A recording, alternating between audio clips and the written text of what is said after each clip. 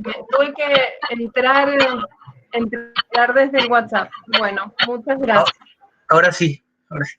Bueno, somos muchísimos. Vamos a ver cómo sale. La próxima vez ya voy a ver el tema de eso que Gabriel me tiró el dato, ya lo voy a practicar. En las horas de consulta nos ha salido bien. Mis hijos se ríen, han tenido que venir mis dos hijas para ayudar. Bueno, listo, chao. ¿Pasa por allá?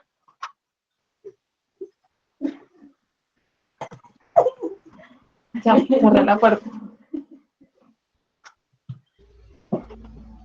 Bueno, ¿cómo están? Obviamente, ahí te veo, Gabriel, vos sos el que me tiraste la información. Gracias. Ya lo voy a practicar, mis hijas se mataban de risa. No la conozco, pero apareció. Vamos a ver si funciona. Y bueno, obviamente no vamos a tomar lista porque vamos a estar media hora más. Hemos demorado 13 minutos en ingresar a todos, así que para la próxima ya vamos a probar otra opción. Si tienen alguna manera de sacar una captura de pantalla de todos los participantes para que puedan tener el presente, alguien por favor. Dice mi hija que lo pones la lista. Sí.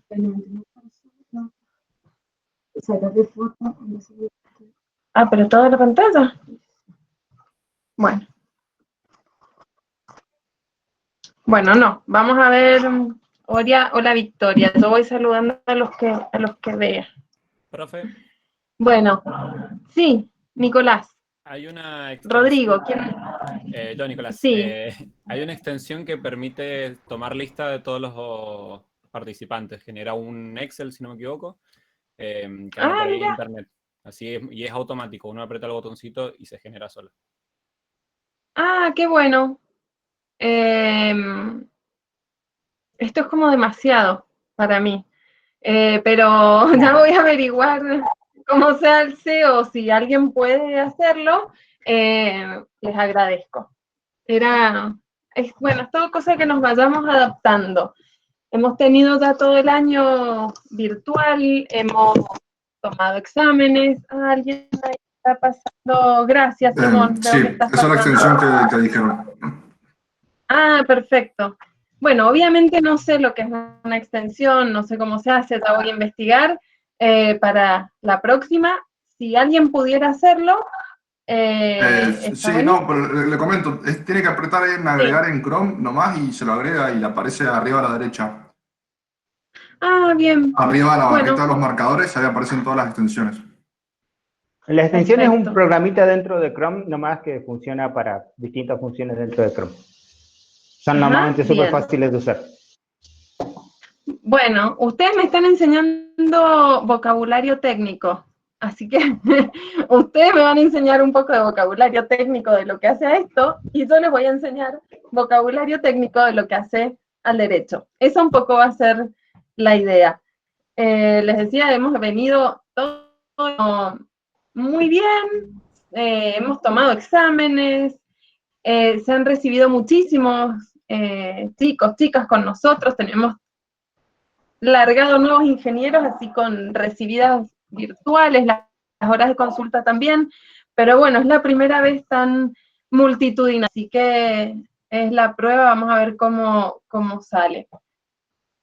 Me presento, yo soy Florencia Llano, soy jefe de trabajos prácticos de ingeniería legal, y como les decía,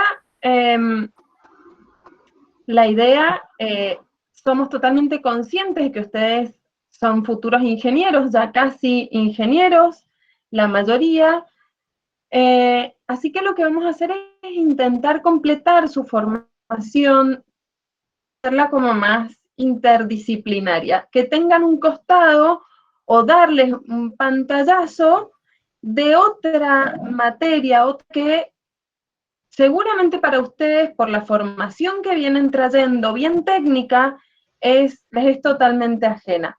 No vamos a pretender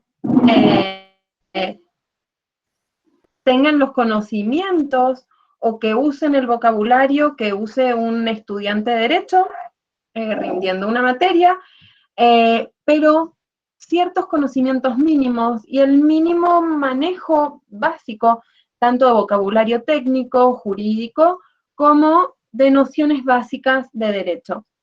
Y esto no para que ustedes puedan solucionar un posible conflicto, sino más bien para, al menos en la parte que les voy a dar yo, que es derecho laboral, advertir, primero, cumplir o hacer cumplir las normas, para eso las tienen que conocer, las normas de derecho laboral, y advertir posibles situaciones conflictivas, ya sea como empleados o como empleadores. Cuando ustedes, a medida que vayamos viendo la materia, van a ver que les es muy familiar todo lo que vamos a escuchar, porque alguien tiene, si no ustedes, si ustedes mismos no tienen experiencia laboral, sus padres, sus tíos, amigos, alguien con un vínculo laboral, ojalá que no han tenido conflicto, pero van a ver que todo lo van a poder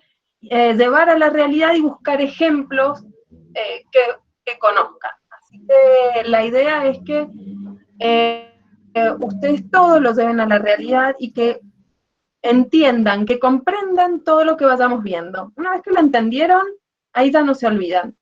Y esa es la idea. Vamos a empezar, siempre las primeras bolitas son como las más genéricas, las más teóricas. Así que vamos a empezar como por lo más básico, sobre qué es el trabajo, qué es el derecho laboral, principios que rigen el derecho laboral. Yo les mandé el PDF, bueno, filmina, diría yo, un archivo. Me he dado cuenta, después algo que se ríen del vocabulario, ahora me di cuenta cuando repasando la evolución histórica, qué sé yo, un PowerPoint. Gracias, Juan Pablo. Repasando la evolución histórica en la cabeza, yo siempre les daba ejemplos de películas para que ustedes tuvieran la idea, formaran en la cabeza la idea de cuál era la época en que transcurría. Me di cuenta que les hablaba de películas de hace 20 años, así que ahora con Netflix más al día, tal vez podamos hacer algo más actual y que ustedes tal vez hayan visto. ¿Alguna duda respecto a las cuestiones básicas? Nada. Bueno, no sé si prefieren que comparta la pantalla o cada uno de ustedes la va viendo. Si yo presento, tiene que compartirla. Se pierde mi imagen. Y si yo la presento, pierdo la imagen, ¿no? No, sí, mi hija está en la habitación del lado. No, profe. Bien, me veo chiquitita, perfecto. Gracias, Inés. Bueno, y espero que no entre mi hijo. Bueno, sabrán entender. Vamos a presentar. A ver. Esto yo lo había practicado. Inés, ¿me ayudas, porfa? ¿Y porque ahora se me perdió? Soy una vieja. Sí. Ahí lo estoy viendo. En compartir te va a aparecer las pantallas que tengo que compartir. Sí, pero mira lo que me sale. Dale. ¿Una ventana? Ah, ahí está. Ahí está. Eso. Sí. Ahí puedes compartir.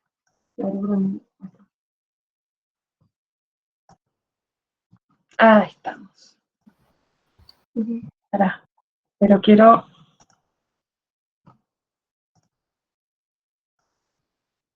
Ahí está. ¿Ahora la ven? Sí. Sí, ahí está. Perfecto. Bien. Yo no la veo, pero no importa. Ah, me meto. Bien. Ahí estamos. Bueno, juro que me cuesta. Ya vamos a mejorar. Perdón. Bueno, entonces les decía que lo que vamos a ver es derecho laboral. Antes de ver el derecho laboral, tenemos que saber cuál es el objeto de esta rama del derecho, que es el trabajo humano.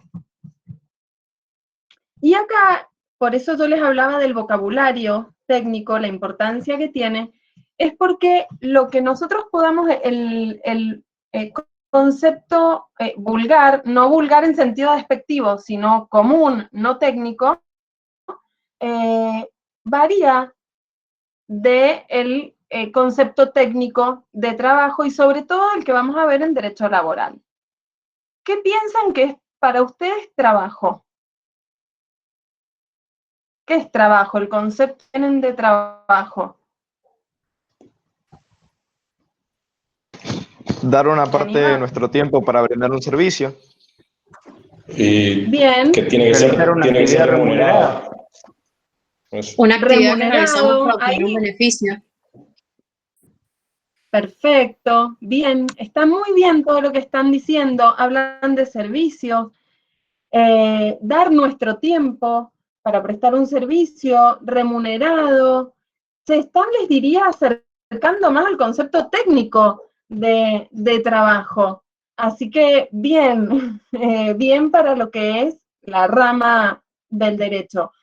En realidad el concepto que normalmente tenemos de trabajo fuera del sentido técnico es la acción del hombre de modificar la naturaleza para satisfacer una necesidad, de forma directa o indirecta. A ver, si tiene una huertita en su casa, de forma directa satisface su necesidad alimentaria obteniendo las verduras de esa huerta.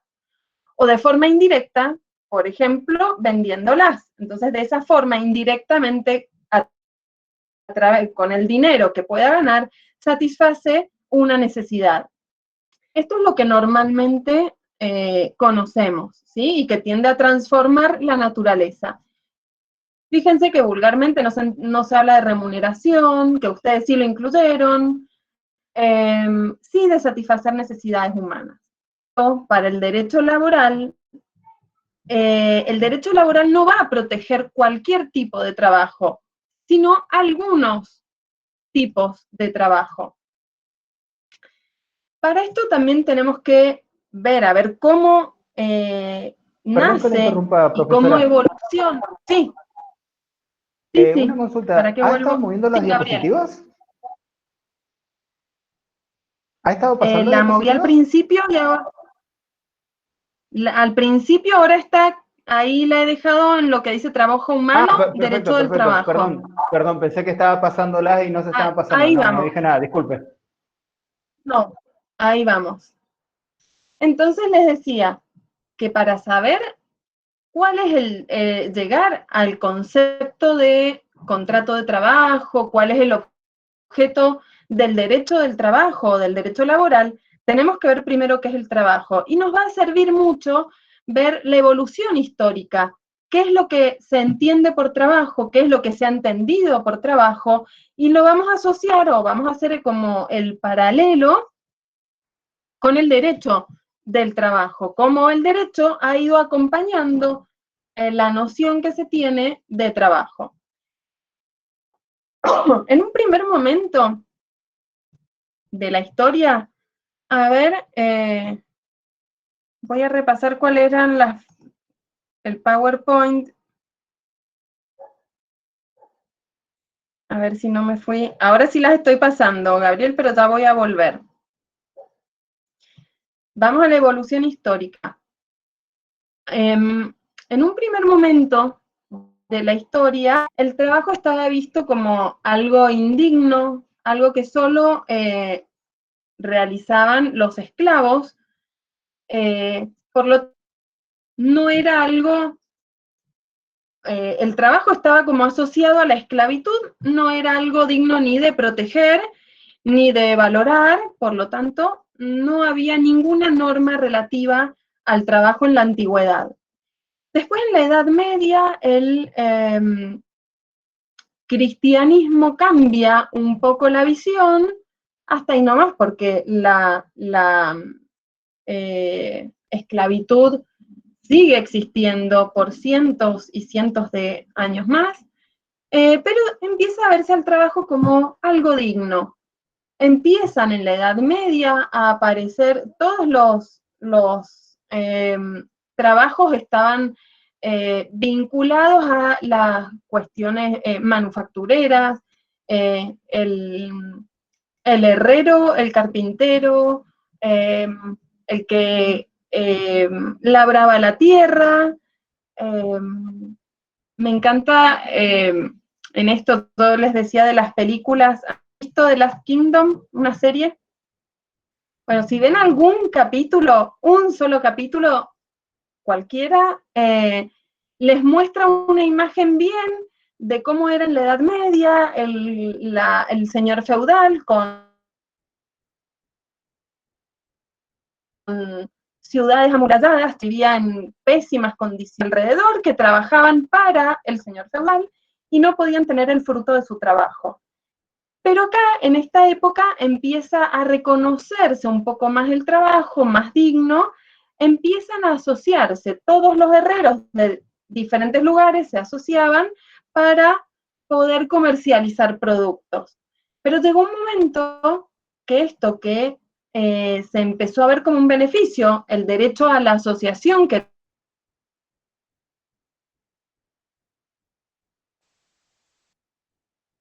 tenemos gremial, empieza a ser un obstáculo, porque quien no estaba adherido a esta asociación que imponía las normas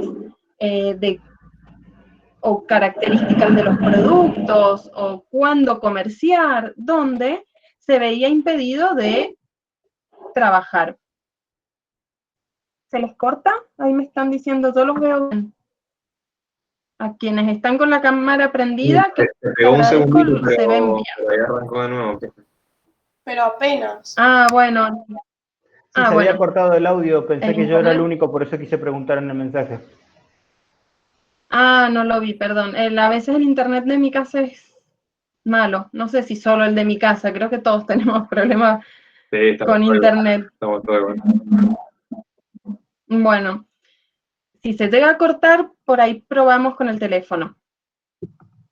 Esto, ahí en el PowerPoint, hay un punto de inflexión que está citado, que es la revolución industrial. ¿La pueden ubicar en el tiempo? ¿Cuándo tuvo lugar la revolución industrial? ¿Por el 1700 puede ser? Bien avanzado, sí, finales de 1700. 74, 1774. 1760. Perfecto, muy bien, por ahí.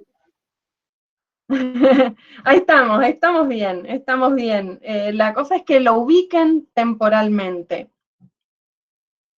¿Qué pasa con la revolución industrial y por qué surge? Esto súper rápido para que tengan una idea.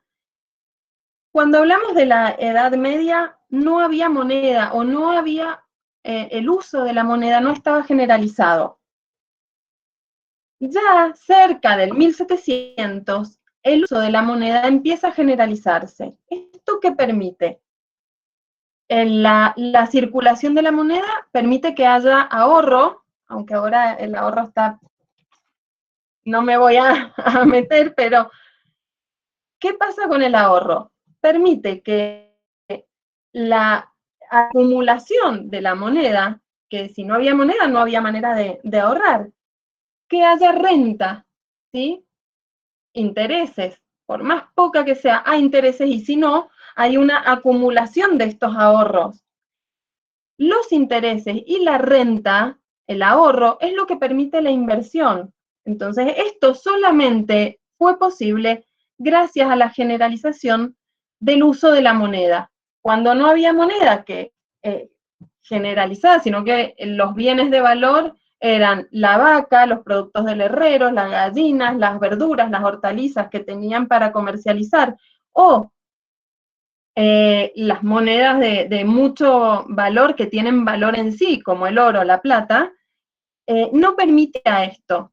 Entonces, la inversión es lo que posibilita el desarrollo industrial. Las máquinas. Esto hace que las ciudades exploten, que la gente que trabajaba en el campo se fuera a las ciudades, que era donde había más posibilidades de trabajo, en las fábricas. Estas fábricas tenían pésimas condiciones de trabajo porque eran las primeras máquinas que aparecían con muchas fallas, máquinas peligrosas, con que no funcionaban bien, con mucha oferta de mano de obra, mucha gente dispuesta a trabajar por sueldos muy bajos. Esto es la parte negativa en lo social, es lo que vemos como un aspecto negativo de la revolución industrial. Las ciudades que no estaban preparadas para recibir toda esta cantidad de gente que se trasladaba del campo a las ciudades, bueno, las ciudades crecieron en forma indiscriminada, no planificada, y se generó como socialmente algo desfavorable, lo que, por otro lado, posibilitó en lo económico, que puede haber tenido aspectos positivos, que posibilitó la revolución industrial, el avance técnico, la industria. Bueno, en lo social fue por eso fue una revolución, ¿sí? Fue conflictivo. En este tiempo que se suma la revolución industrial a otro hecho ya en lo político muy trascendente a nivel mundial. ¿Qué se les ocurre? ¿Otra revolución en la misma época? La Revolución Francesa. La francesa. Claro. ¿Y cuáles eran los pilares de la Revolución Francesa? Libertad. ¿Qué decían? Igualdad. Fraternidad, igualdad. Igualdad, libertad. Bien, Fraternidad. libertad, igualdad y fraternidad. Entonces, hay libertad. Veníamos de una época, el señor feudal, que lo que la gente tenía no era propio, que el fruto de su trabajo era propio, era todo para el señor feudal, toda la gente estaba harta, entonces nos fuimos a otro extremo, ¿sí? Entonces, absoluta libertad, y el trabajo estaba visto únicamente como una mercancía. Entonces, al haber mucha oferta de mano de obra, el valor de esa mano de obra bajaba, ¿sí? Se pagaba más barato porque había mucha gente disponible para trabajar.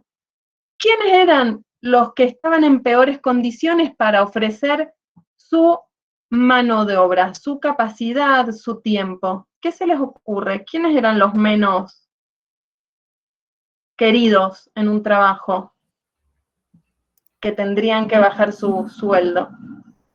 Los inmigrantes. Inmigrantes.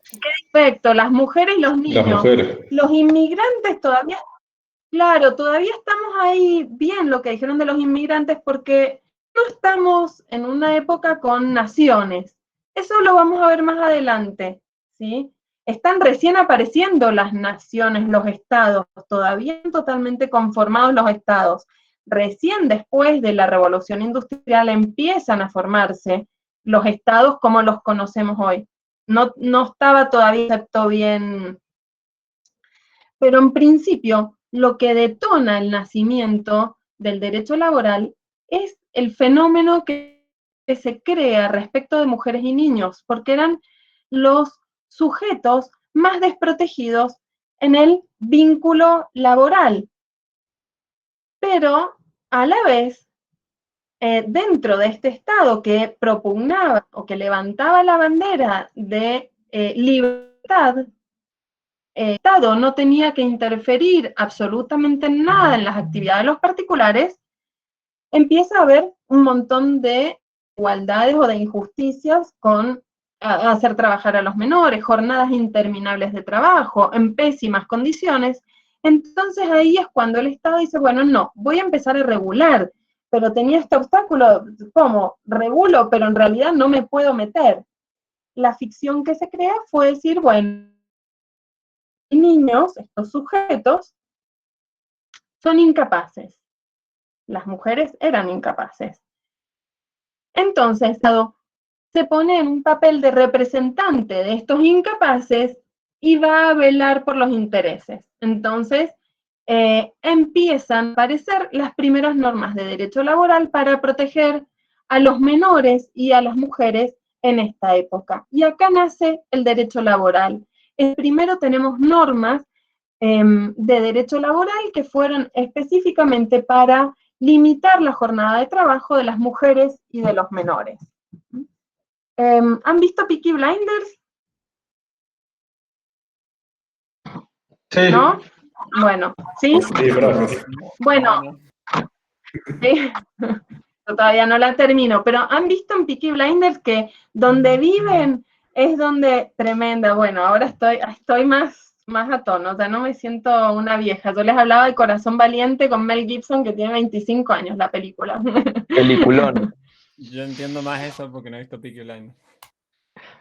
Ah, bueno, Corazón Valiente. ¿Viste? Bueno, Corazón Valiente es la Edad Media, ¿se acuerdan? Que el señor feudal hasta se la lleva a la mujer, los derechos que tenía el señor feudal. De la primer noche, bueno. En Peaky Blinders lo que me gustó que se ve es, ¿vieron cómo las fábricas, que está la escenografía en esas calles donde la gente vive, la fábrica está al lado, salen esas llamaradas de fuego, que uno ve, bueno, higiene y seguridad, nada. Ahí ya estamos bien entrada la revolución industrial, pero algo se ve. La ciudad que crece desordenadamente, muy malas condiciones, bueno, ahí estamos como al final, bastante final, porque creo que es 1920, principios de 1900, de la revolución industrial, o sea, un poco más ordenado, pero ya el final del caos que se generó en la vida, en la organización de las ciudades. Bueno, ahí nace el derecho laboral. Vamos a volver, ahí está, al PowerPoint.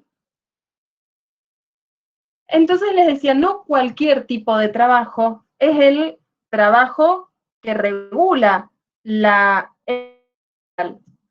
Cuando hablamos de la historia del derecho laboral, vimos una ausencia absoluta de derecho laboral, de protección del trabajo de las personas, y vemos cuándo empieza a aparecer el derecho laboral para proteger al trabajo. Pero no obstante eso, la ley dice en el artículo, yo les voy a citar números de artículos, pero no es necesario que se los acuerden.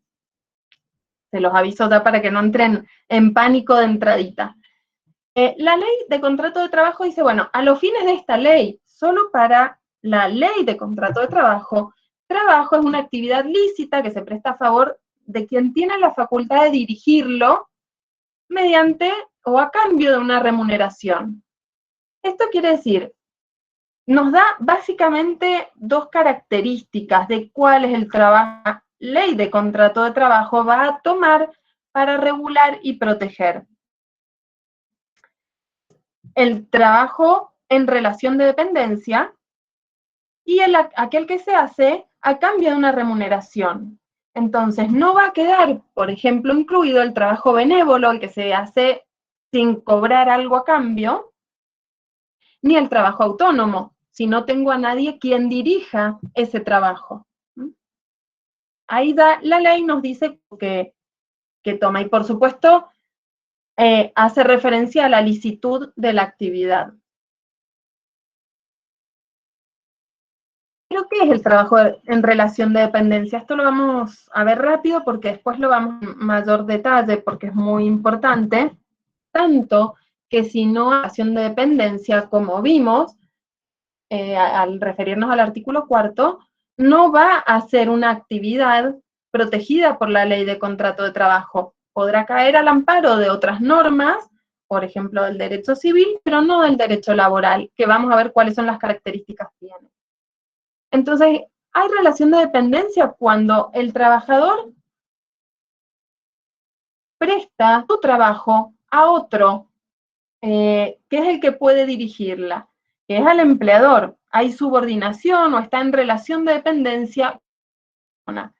Las características es que necesariamente es persona física quien lo realiza, que hay ajenidad, o sea, que los frutos o el aprovechamiento de esta actividad personal del trabajo no es para la propia persona que realiza el trabajo, sino para un tercero, que es el empleador. Y hay subordinación, que implica la sujeción a órdenes, obedecer órdenes.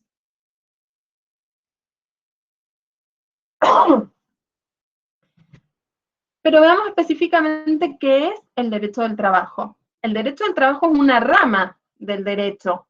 El derecho es el conjunto de normas que regulan la actividad o la conducta del hombre en sociedad. Reconoce derechos, pero a la vez regula la conducta del hombre en sociedad. Y el derecho del trabajo es una parte del derecho, o una rama del derecho, que es el conjunto de principios y de normas que regula la relación entre el empleador y el empleado, entre las asociaciones profesionales, o sea, los sindicatos o las cámaras empresariales, entre sí, o sea, regula el empleador y el empleado, o el empleado con el sindicato y las asociaciones empresarias o las cámaras empresarias, y a la vez el vínculo entre el trabajador y las asociaciones profesionales con el Estado. Y siempre con un objetivo, con una finalidad, que es proteger a los trabajadores. ¿Se entiende más o menos? Sí, profe. Bueno. Sí, profe. Bien. ¿Cuáles son las características del derecho del trabajo, del derecho laboral? Primero, es un derecho que está en constante evolución.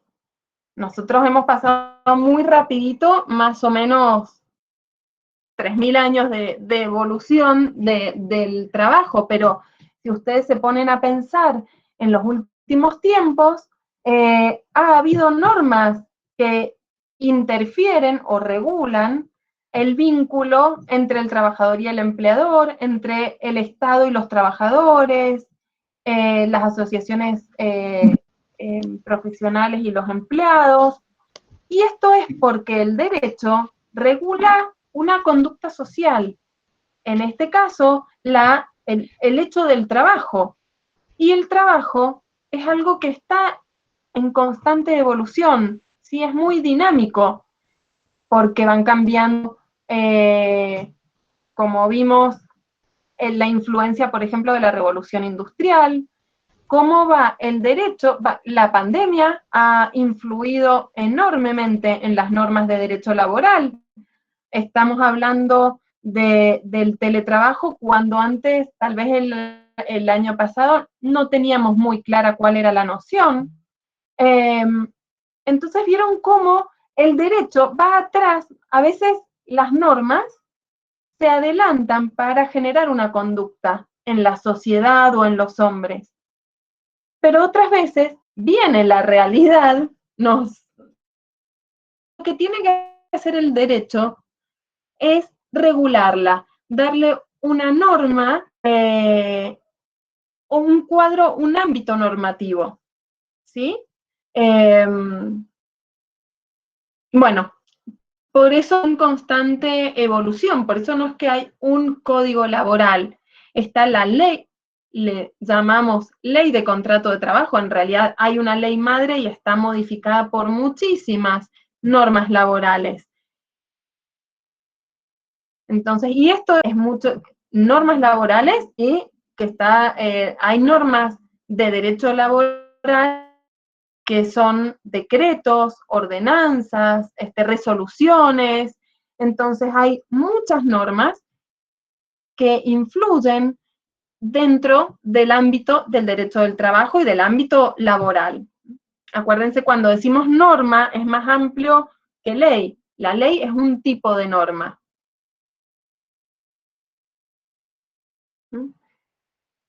es protectorio. Esta es la principal característica y el principal objetivo del derecho del trabajador. Esto es que las normas y los principios del derecho laboral tienen que proteger al trabajador. ¿Por qué? Porque el trabajador es la parte más débil del vínculo entre trabajador y empleador. ¿Por qué? Porque el empleador es el que paga el sueldo, el empleador es el que pone las normas, las condiciones de trabajo, y el empleado es quien tiene que ajustarse a esas condiciones impuestas por el empleador. Y pasa algo que no pasa en otras ramas del derecho. En el derecho civil, por ejemplo, las partes están en pie de igualdad. Y la norma, las leyes, la constitución, los reglamentos, no pueden favorecer la situación de una persona en detrimento de la otra, porque la perjudican. Pero ¿qué pasa? En el derecho laboral se entiende que el derecho laboral tiene que proteger al trabajador que es la parte débil, para intentar equilibrar la balanza. Al generar una protección mayor a una de las partes, a la parte más débil, lo que se intenta es igualar un poco la posición de las partes. En derecho civil hay, por ejemplo, libertad de contratación. En el derecho laboral no, las partes no tienen plena libertad para determinar algunas condiciones de trabajo. Entonces, la ley quita espacio a la libre voluntad de las partes y dispone normas que las partes no pueden modificar o no pueden dejar de lado o derogar para intentar igualar la natural desigualdad que existe en el empleador y el empleado. Esto quiere decir que hay mínimos que son inderogables, por eso si ven el último punto, el 6, dice que otra característica del derecho laboral es que es imperativo. Las partes no lo pueden dejar de lado, aunque estuvieran de acuerdo. Hay mínimos que son inderogables. Por ejemplo, el trabajador no podría renunciar a tener un horario limitado de trabajo. ¿Por qué? Porque la jornada limitada de trabajo se pone para proteger o se dispone para proteger al trabajador, que es la parte más débil, que tal vez por necesidad podría acceder a tener una jornada de trabajo más larga de lo que la ley estima saludable. Entonces, esta renuncia, si existiera, no es válida. Es la manera de proteger al trabajador. Entonces, acuérdense, es protectorio para proteger al trabajador y hay mínimos inderogables. Todas aquellas normas mínimas que se disponen para proteger al trabajador no pueden ser derogadas, no pueden ser dejadas de lado por las partes, ni aún estando de acuerdo. Por ejemplo, el trabajador no podría acceder a tener una indemnización por antigüedad en caso de despido sin causa, porque esto es un derecho que la ley de contrato de trabajo le reconoce a los trabajadores, que no puede ser renunciado. Acá no juega la libertad o la libre voluntad de las partes. Es profesional porque se refiere al hecho del trabajo, regula y se centra en este hecho del trabajo. Es un derecho especial, por eso vieron que yo les decía, tiene principios especiales. Hay normas que rigen en derecho civil, en derecho comercial, pero que no rigen en el derecho laboral, porque justamente es protectorio, porque regula el hecho del trabajo y es un derecho especial con características propias, con principios propios que lo van a guiar. Por eso también es autónomo, tiene autonomía científica, o sea que se estudia el derecho laboral, se estudia libros de derecho laboral, tiene autonomía legislativa, esto quiere decir que hay normas específicas de derecho laboral, y a la vez hay autonomía didáctica, esto es que se estudia de manera separada, como materias separadas dentro de las universidades. Y lo del imperativo. Y ya hemos mencionado los principios del derecho del trabajo, cuando vimos qué era el derecho del trabajo. ¿Se acuerdan? Son los principios de derecho de trabajo y las normas que regulan al empleador, el vínculo entre el empleador y el trabajador. ¿Pero qué son los derechos del trabajo? Los principios del trabajo. Principio es algo como más genérico que una norma, no llega a ser una norma. Es algo que está como en el inconsciente colectivo de una sociedad. Son principios, se dice pautas superiores que se encuentran en la conciencia social en un lugar y en un momento histórico determinado. Esto quiere decir que nuestros principios de derecho al trabajo pueden no ser los mismos que en la Argentina de hace 100 años o que los de otro país en este mismo momento histórico.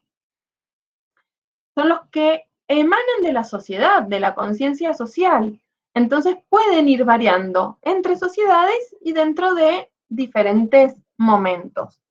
Y estos se tienen en cuenta, son la base del ordenamiento laboral. O sea, el ordenamiento laboral, las normas de derecho laboral, tienen que hacerse en base a estos principios de derecho del trabajo. Así, por ejemplo, para que se hagan una idea, es como una noción medio abstracta. ¿Por qué es algo abstracto? Ahora cuando veamos cuáles son, van a terminar de entender. Pero a ustedes, por nuestro inconsciente colectivo, nos parece raro que una persona, o nos parecería injusto, que una persona, un trabajador que es despedido de su trabajo sin causa, no cobre una indemnización. ¿Les parece raro? ¿Les parece justo? Pueden Claro, estar de... es anormal, digamos.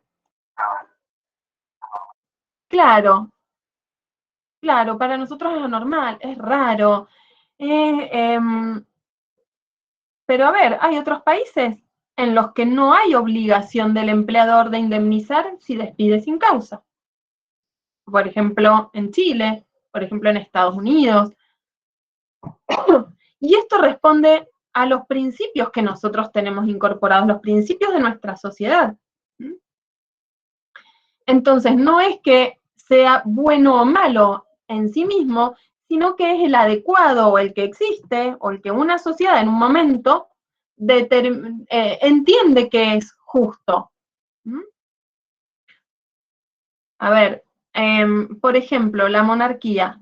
Para nosotros la monarquía es algo anacrónico, obsoleto, es rarísimo. No le reconocemos a una persona solo por el hecho el derecho a tener autoridad sobre otros. Pero en otras sociedades está plenamente vigente, está reconocido, está incorporado, ¿sí? Bueno, no es que esté bien o mal. Una sociedad y no aceptado para otra sociedad. Tienen diferentes funciones los principios. Primero, van a orientar al legislador. El legislador, cuando se debate una norma, cuando va a sancionar una ley o modificar una ley, tiene que tener como guía estos principios del derecho del trabajo. Tienen una función normativa también. Esto quiere decir que en caso de lagunas, cuando no hay ninguna norma que regule o que contemple una determinada situación conflictiva. Hay un conflicto y el juez, cuando lo tiene que analizar, no tiene norma para resolver ese caso. Entonces, en esos casos recurre a los principios del derecho del trabajo. Y tiene una función interpretadora. Esto quiere decir que cuando el juez o quien tenga que aplicar una norma, el empleador, las autoridades de policía administrativa, ¿sí? Con la Subsecretaría de Trabajo, que hacen cumplir las normas, cuando tienen la posibilidad de aplicar dos normas diferentes, tienen que, o una norma puede interpretarse de distintas formas, siempre lo tiene que hacer en la forma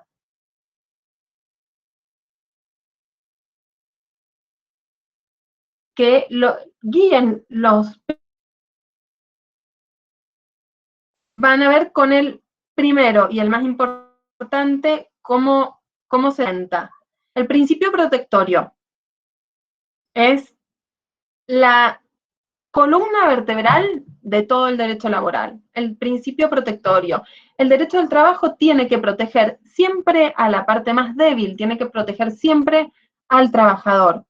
Por eso, por ejemplo, en caso de que deba interpretarse una norma o que tenga que ver cuál es la norma que tengo que aplicar en caso que haya posibilidad de aplicar dos normas diferentes, siempre se tiene que hacer la interpretación más favorable de la norma al trabajador o aplicar la norma más favorable.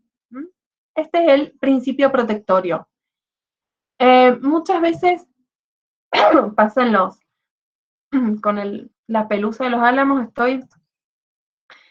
a veces pasa que en los exámenes hacemos una pregunta de derecho laboral y no se acuerdan, algo más puntual. Y recurran ustedes en estos casos, lo ideal es que lo sepan, ¿no? Pero si ustedes recurren, decimos, a ver, ¿qué es lo que te parece que el legislador ha resuelto teniendo en cuenta los principios del derecho laboral? ¿Cómo lo resolverías vos? Entonces, si ustedes tienen en la cabeza cuáles son los principios del derecho del trabajo, sobre todo el fundamental, que es el principio protectorio, ustedes mismos van a dar una respuesta que seguramente es la solución que la norma tiene dada para una determinada cuestión.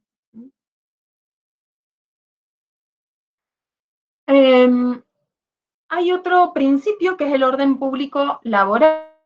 Es lo que hablábamos un poco de las características que tiene el derecho laboral, que es irrenunciable. Bueno, esto es el orden público laboral. Hay normas, las normas que se disponen para proteger al trabajador están dispuestas por eso, para protegerlo. Es por esto que son de orden público. Algo de orden público es que no se puede derogar. Existe, se ha dispuesto eso para proteger al trabajador, para el bien del trabajador, por lo tanto, es irrenunciable. Son los casos que yo les decía de irrenunciabilidad de, por ejemplo, de tener una jornada laboral limitada. Ay, ya son las 6, termino rapidito al menos los principios. Otro de los principios es la continuidad de la relación laboral. Como el trabajo cambio de una remuneración. La remuneración tiene carácter alimenticio. Esto quiere decir que el trabajador y su familia viven del salario, de la remuneración del trabajador. Es por eso que se intenta proteger la continuidad del vínculo laboral, la continuidad de la relación. Entonces siempre hay que estar a la continuidad de la relación para que el trabajador siga percibiendo su salario y poder mantenerse él y su familia. Otro de los principios es el de la primacía de la realidad. Esto quiere decir que siempre se le debe dar, siempre prima o se le da importancia a la realidad. ¿Por qué existe este principio? ¿Qué quiere decir? Como el derecho laboral tiene normas que protegen al derecho al trabajador, hay veces donde no juegan la voluntad de las partes, hay veces que algunos empleadores intentan quedarse afuera del derecho laboral para no aplicar justamente estas normas que yo dije que iba a aparecer mi hijo. Para no aplicar, estoy dando clase, para no aplicar estas normas, no, mira, pero no los jefes ahí, los números. para...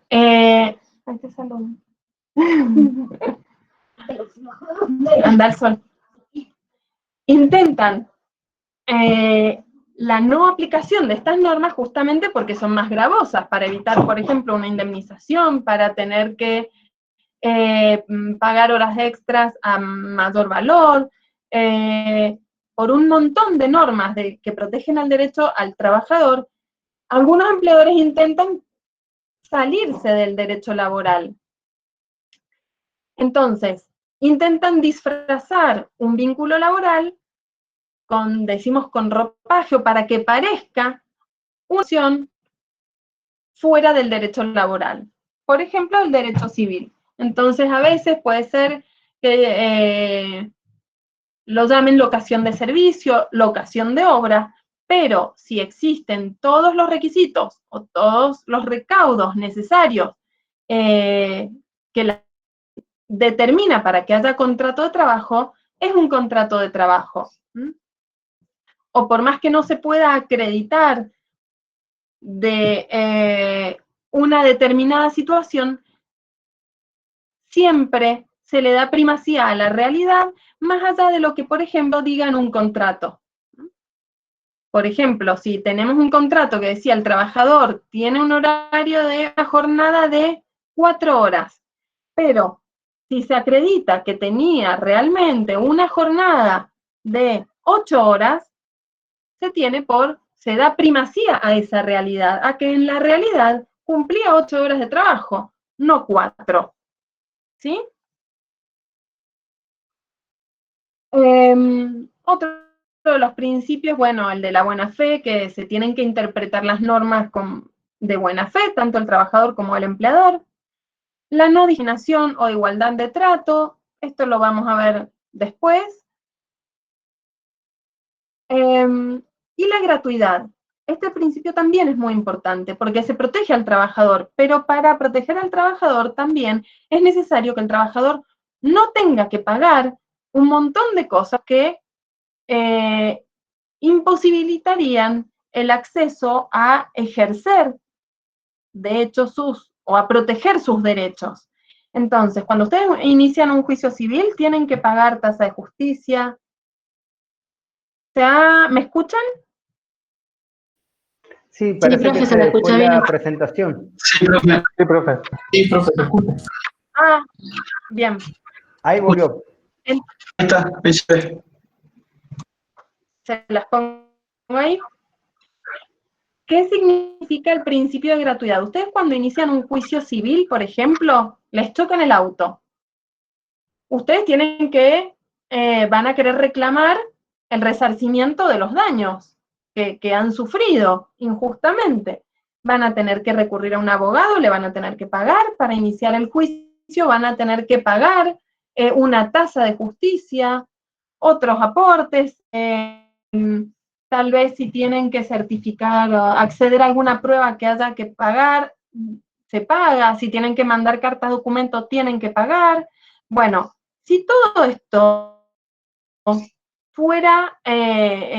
funcionara también para reclamar o hacer efectivos derechos de índole legal, podría entorpecer o impedir el efectivo goce de los derechos del trabajador.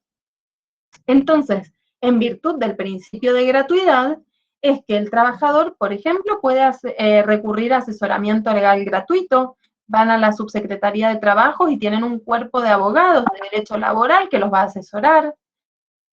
Si tienen que mandar carta de documentos, como un trabajador tiene que mandar cartas de documentos, va al correo y dice, esto es un telegrama laboral, por ejemplo, para emplazar al empleador a cumplir con determinada norma, por ejemplo, que les pague el sueldo que no les pagó, o para emplazarlo a que regularice la situación laboral, que los inscriba correctamente, o el mismo despido también es un acto del derecho laboral, y todo esto es gratuito para el trabajador, pero no. El juicio, si tiene que iniciar un juicio para el reconocimiento de los derechos de un trabajador, lo inicia, puede hacerse con asesoramiento gratuito o o no, pero no tiene que pagar nada el trabajador para iniciar una demanda laboral. Y se ve quién paga al final del juicio.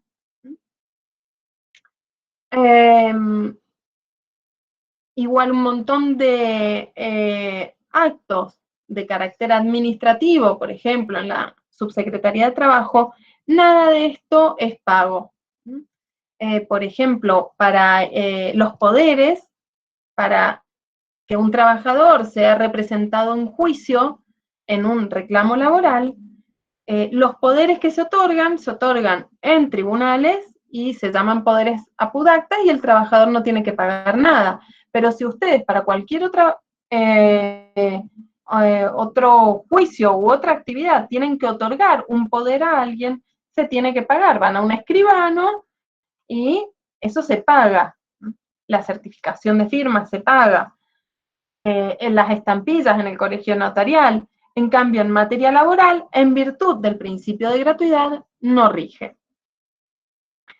Lo último que nos queda, ahí terminamos con el derecho laboral, los principios, la evolución histórica, nos quedaría el constitucionalismo social, que vamos a verlo rapidito, vamos a intentar hacerlo cortito, la semana que viene.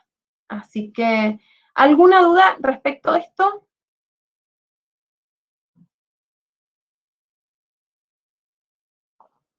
Bueno, No, profe, ninguno. nos vemos entonces. No. Nada, Bastante bueno. más claro que el tema anterior. O el primero, perdón.